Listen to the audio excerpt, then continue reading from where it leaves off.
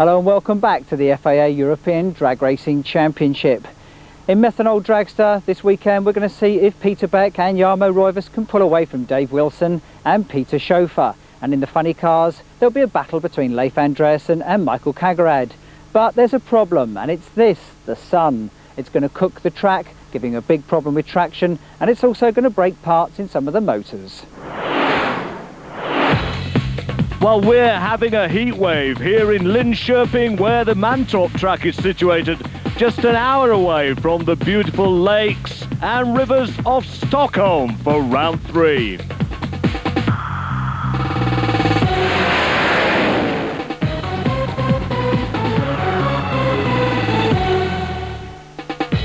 We kick off with the racing action in Top Methanol Funny Car. First race, Leif Helander and Leif Andreasen. Of course, Helander a winner here in Sweden in 1998.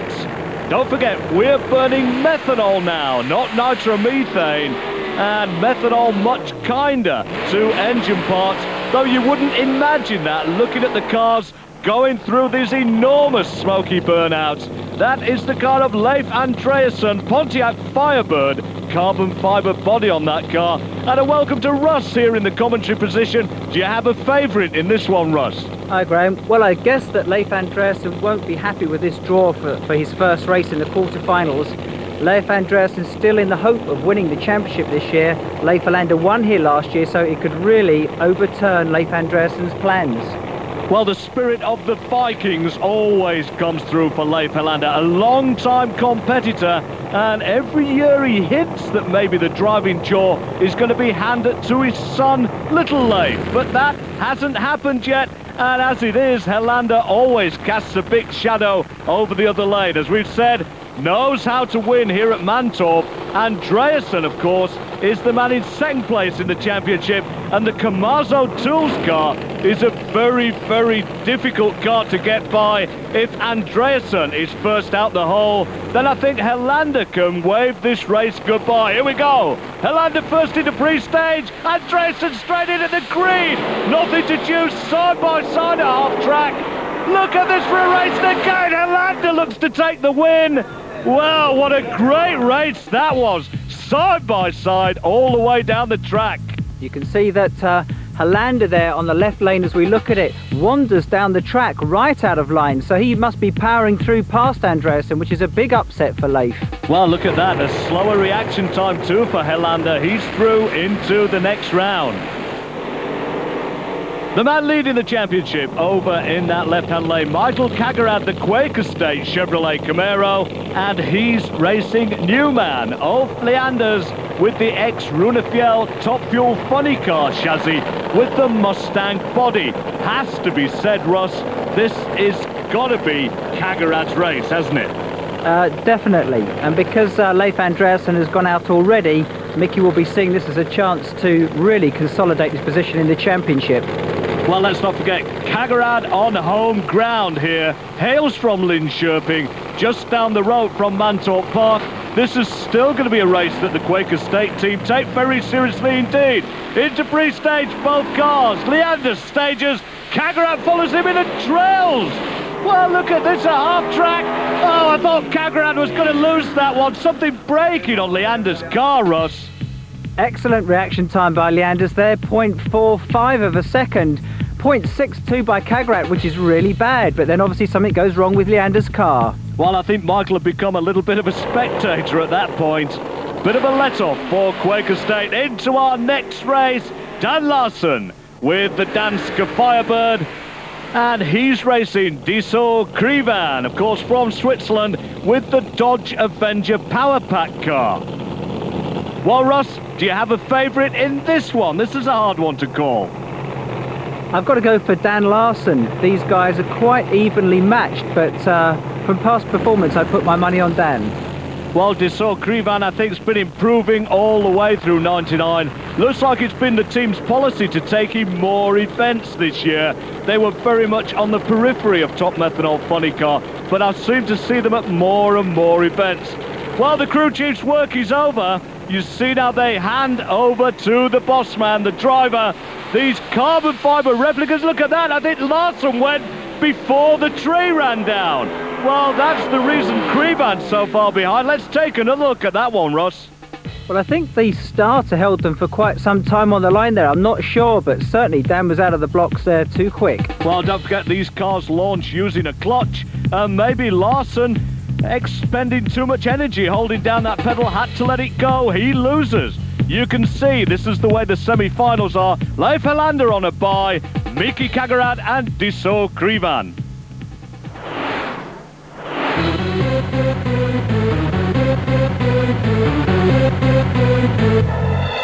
Well, let's take a look at these fire-breathing monsters here. Top Methanol funny cars. The fuel, of course, is descriptive in the class. Speeds are over 230 miles an hour, and these carbon fibre-bodied race cars get there in under 6 seconds. Well, very similar performance for the Top Methanol Dragsters. But now you're talking about a long wheelbase on that chassis. Very similar engine components, 500 cubic inches the limit, and we're looking at 240 plus miles per hour in under 6 seconds from these 3,000 horsepower machines.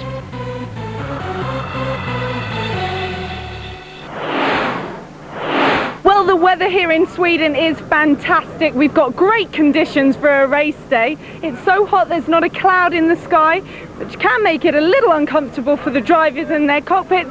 Nevertheless, here at Mantorp Park, we're set for a great day's racing.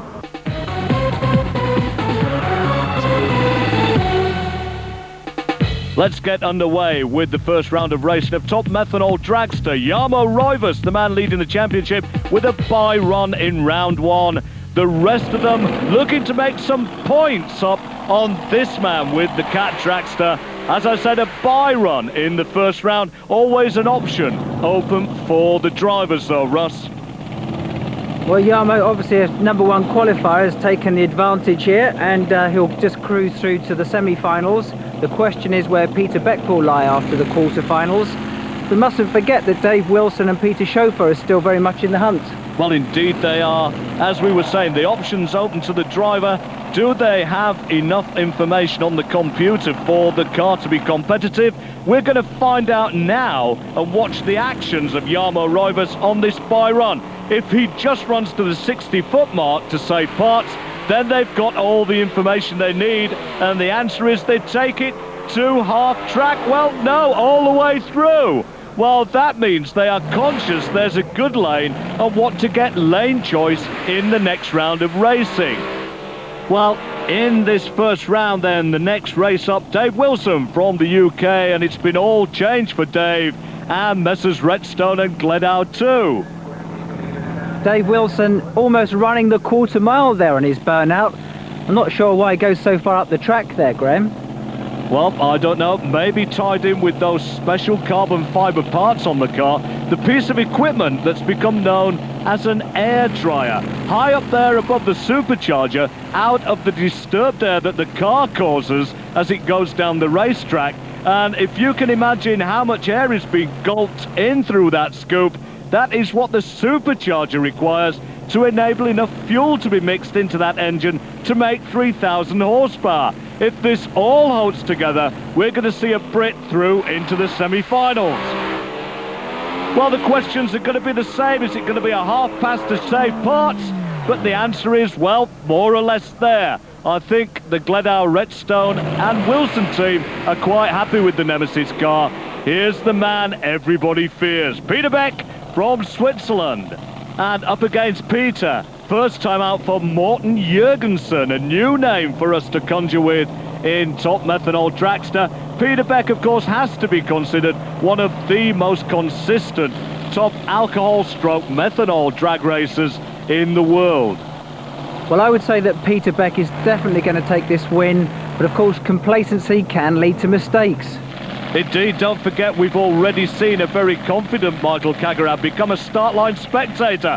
Here we go, the car's rolling forward into pre-stage goes Beck. Jurgensen follows him in. Who's going to be the first into stage? Well, this is where the driver has to concentrate. Jurgensen rolls right through stage. Peter Beck stages and gets the green light. That's the end of Jurgensen's race, and a fairly elementary mistake, but don't forget, a very steep learning curve for these drivers, particularly in the FIA Championship. The pressure's really on that start line.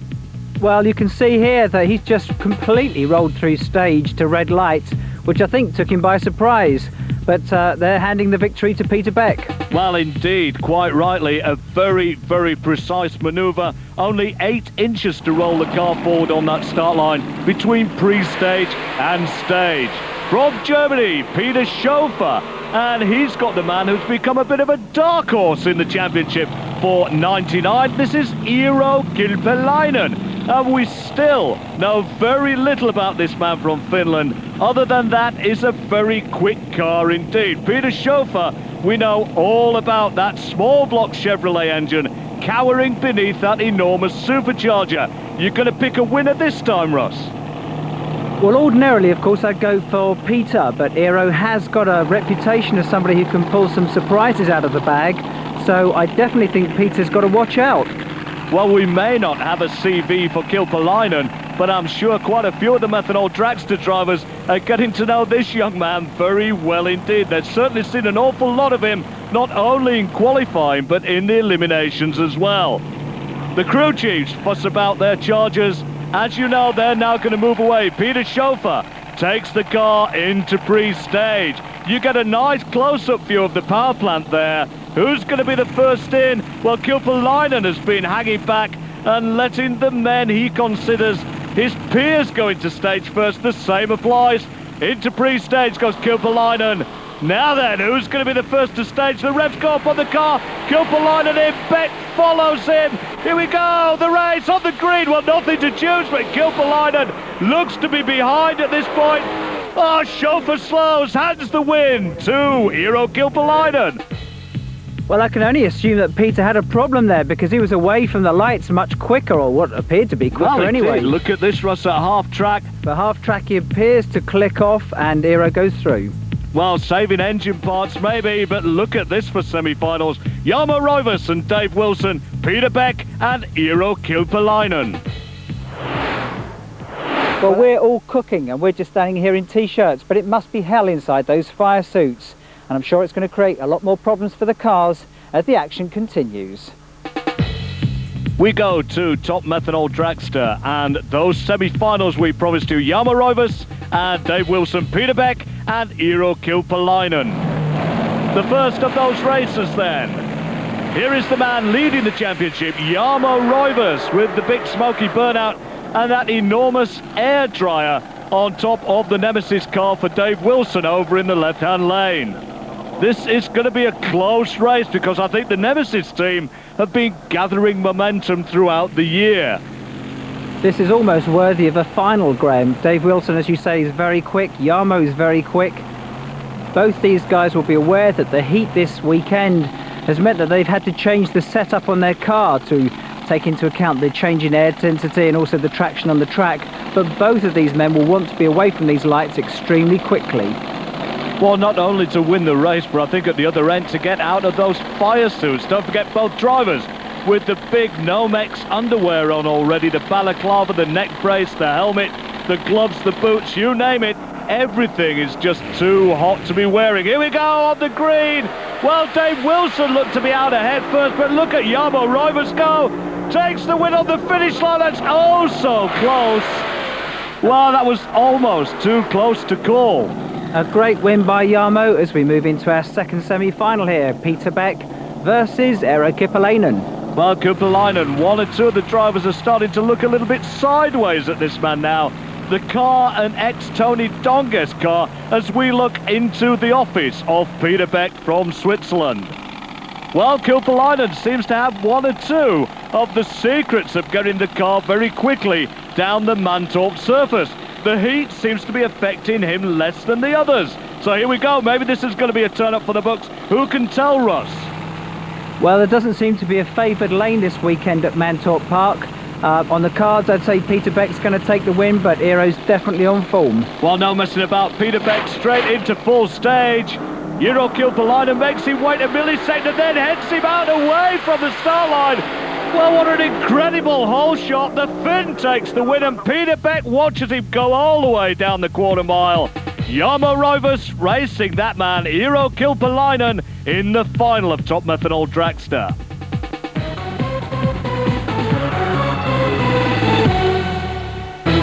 Well, if the modern day engineering used to propel these race cars down the quarter mile can be described as works of art, then I'm sure you'll agree with me as we take a detailed look at the components of these funny cars and dragsters, that the amount of effort that goes into the appearance of these specialised machines is well worth a second look.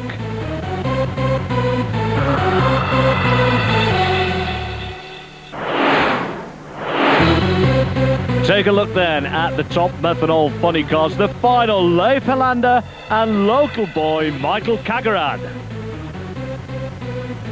Well, enjoy this unusual view as we peer into the working office of Leif Helander. He's hard to race with, but we have met lots of times, and the last time here it was my favor, so we hope to go our way this time too. And take a look in those steely blue eyes, Michael Kagerad here on home turf. It's a very hard man to beat, Leif, and I don't have any tactic for him because he's very clever on the starting light, and I must do the best job I can do. A pre-final word with FIA promoter Keith Bartlett. Going all Swedish final, Michael Kagerad's home track. He knows the track, he's raced here for years, he tests here. Leif Helander, yes, it's his track, although he travels a bit further. Michael's just on such form with a crew that are really willing him on to win the championship this year. I'm very confident that will go to Michael Kagerad. Well, I wouldn't know which way to put my kroner on this one. Leif Helander, well, looks like problems in the burnout. Helander, like a good pro racer, knows something's broken on the car. To avoid getting oil onto the racing surface, has put the car over to the guardrail. Well, comes out of the escape hatch. Leif Helander knows his race is over. Well, the speed with which he got out there, Graham, I thought there may have been a fire in there, but actually I think the blower belt has broken. Well, I think Leif's been around drag racing for long enough to be able to analyse exactly what's happening with the car. Michael will be well aware of the situation over in that right-hand lane. The chief starter will have told him this is a solo in the final. What a shame, I was looking forward to this race, but I'm sure Michael will pull all the stops out for the fans anyway. Easy run here for Michael Kagerad, and this is going to mean that he's going to extend the lead in the championship over Leif Andreasen. Never let anybody tell you there's no driving job to do in these Methanol funny cars. Michael going anywhere but straight away from the start line. Manages to gather it all back together at the first gear change and powers the Camaro through to take the win, 6.25. Yeah, 94 was the last time I won at Mantorp here in the final. Yeah, that's right. I feel it's very good. I feel sorry for Leif Helander that we didn't have the race, but anyway, I'm very pleased with this weekend. Well, taking a look at the leaderboard, Michael Kagerad now in the lead by 65 points, and the rest are closing on Leif Andreasen.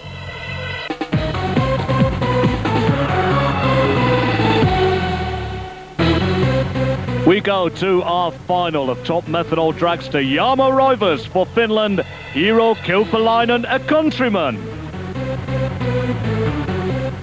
Well, the unfamiliar face of Eero Kilpalainen, this is his first final, as far as I'm aware, in Top Methanol Dragster, and I'm sure that the pressure will be getting to him. Story quite different in the other lane. Jarmo Roivas, he's been here before. I think we never race again. I think that race is very close because Eeros drive very fast and we drive also fast, but I don't know. I think they're very tight.